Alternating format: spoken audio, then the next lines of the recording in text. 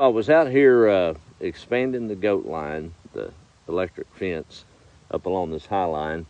They've found a couple of exit strategies to get out near the road again. But I learned something this afternoon, and maybe it was one of those little lessons I needed to learn. A couple of years ago, when they were clearing the high line, you know how they cut the limbs on all the trees, and there's a lot of debris out here. Been here for quite some time, so it's dry and brittle. And my thick head, as I had to go through a little spot here, I'm like, man, that's a big old pile of brush. Sure be easier just to burn that real quick instead of having to move it and risk getting into a snake or whatever. So my bright self went ahead and set fire to it. And of course, anytime a fire takes off with good tinder, it's always a little intimidating. And I was ready to combat it. And so I did.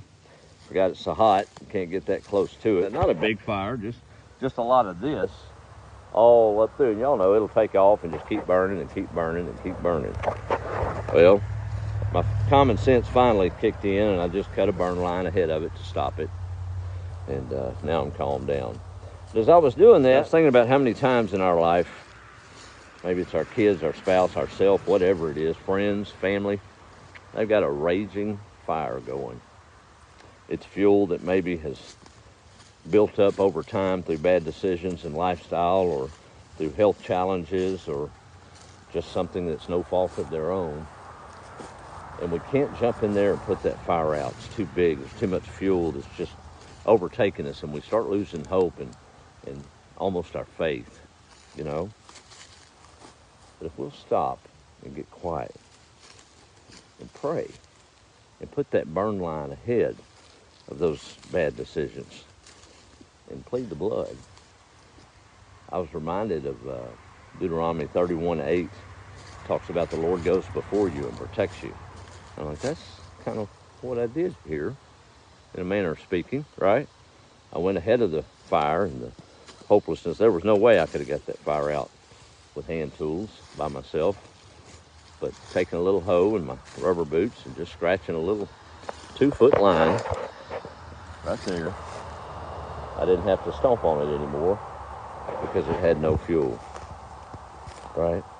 So maybe with proper guidance and love for those loved ones, sometimes we can guide them to eradicate the fuel for that fire. Maybe it's teaching them finances, or teaching them faith, teaching them to put their trust in the Lord, right?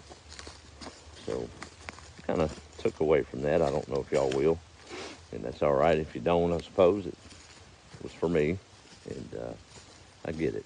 So when I see those fires raging all around us in today's world and in our own little personal worlds, I think I'm going to take hope and not look at the hopelessness of the size of that fire and how it overwhelms us, but stop and get on my knees like my mama did many times when I was out there building big fires, and she couldn't do nothing about it, nothing she could have done to kill that fire.